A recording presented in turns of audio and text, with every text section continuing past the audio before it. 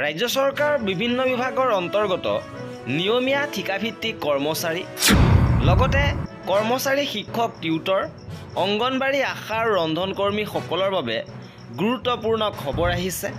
শেহতীয়াভাৱে চৰকাৰ তথা দল সংগঠনৰ ফালৰ পৰা কেইবাটাও গুৰুত্বপূৰ্ণ সিদ্ধান্ত লোৱা হৈছে।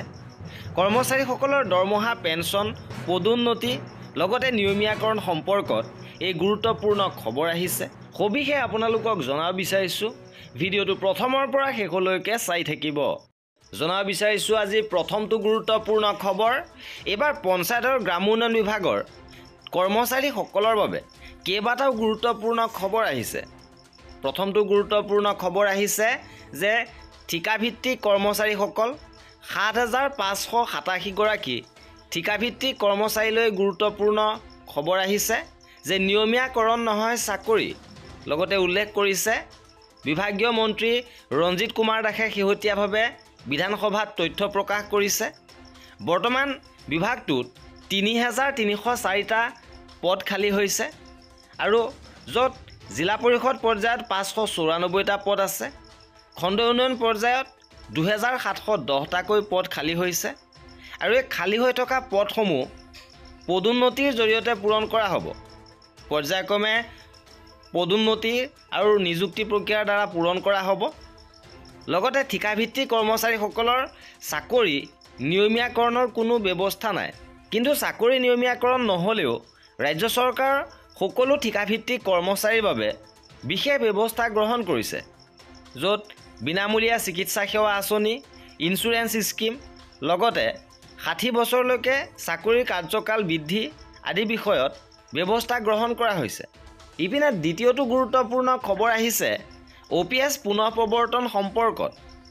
ৰাজ্য চৰকাৰৰ NPS কৰ্মচাৰী সংস্থাৰ ফালৰ পৰা এই গুৰুত্বপূৰ্ণ সিদ্ধান্ত লৈছে যে UPSৰ কথা যিহেতু চৰকাৰে ঘোষণা কৰিছে আৰু এই UPS আঁচনিখনতো কৰ্মচাৰীসকল সুৰক্ষিত নহয়, সেয়েহে OPS পুনঃ প্ৰৱৰ্তনৰ দাবীত ২৪ মাৰ্চত কৰ্মবিৰতি আৰু প্ৰতিবাদী কাৰ্যসূচী ৰূপায়ণ কৰিব।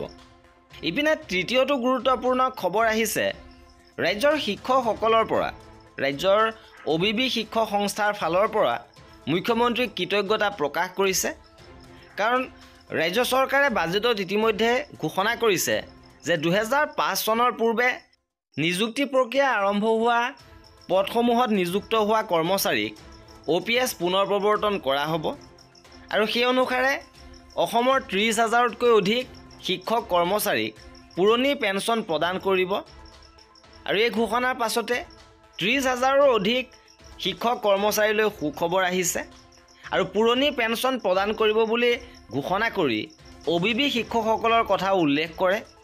OBB শিক্ষকসকলক পুৰণি পেঞ্চন প্ৰদানৰ ঘোষণাই শিক্ষকসকলকে নহয় পৰিয়ালসমূহকো উৎফুল্লিত কৰিছে। ইপিনে ৰাজ্যৰ শিক্ষকসকলৰ বাবে আন কেইবাটাও সুখবৰ আহিছে। শেহতীয়াভাৱে শিক্ষক সন্মিলনীৰে শিক্ষামন্ত্ৰীৰ বৈঠকৰ অন্তত ঘোষণা কৰিছে আৰু কেইবাটাও বিষয়ত সহমতত উপনীত হৈছে শিক্ষামন্ত্ৰী তথা কৰ্মচাৰী সংগঠন আৰু সেই অনুসাৰে বহাগ বিহুৰ পূৰ্বে প্ৰধান শিক্ষকৰ নিযুক্তি দিয়া হ'ব বুলি ঘোষণা কৰিছে। লগতে শেহতীয়াভাৱে বিশেষ নিযুক্তি প্ৰক্ৰিয়াৰে শিক্ষকৰ নিযুক্ত হোৱা শিক্ষকসকলৰ দৰমহাত যাতে কোনো জটি নপৰে বা অসুবিধা নহয় তাৰ বাবে ব্যৱস্থা গ্ৰহণৰ বাবে নিশ্চয়তা প্ৰদান কৰিছে। লগতে ঠিকাভিত্তিকভাৱে কৰ্মৰত শিক্ষকৰ সংশোধিত সাময়িক পদোন্নতি অনুমোদন দিয়াৰ ব্যৱস্থা গ্ৰহণৰো প্ৰতিশ্ৰুতি দিছে।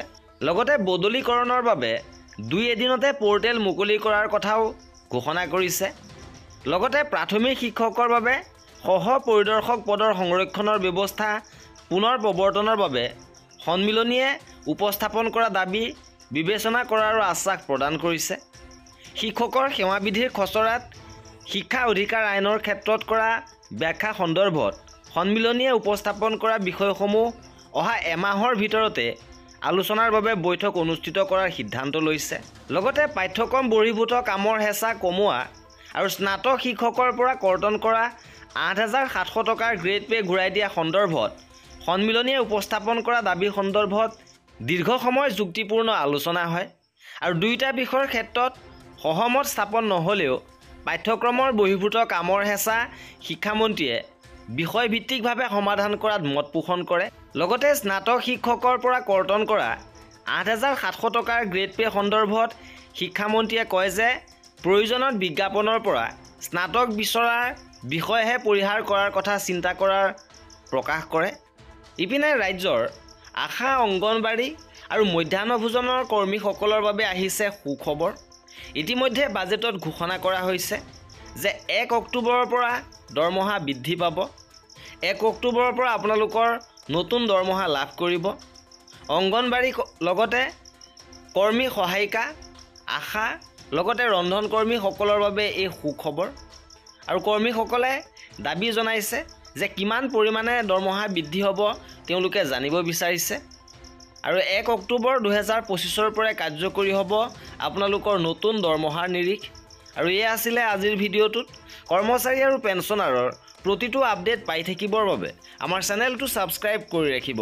ভিডিঅ'টো শেষৰলৈকে চোৱাৰ বাবে বহুত ধন্যবাদ।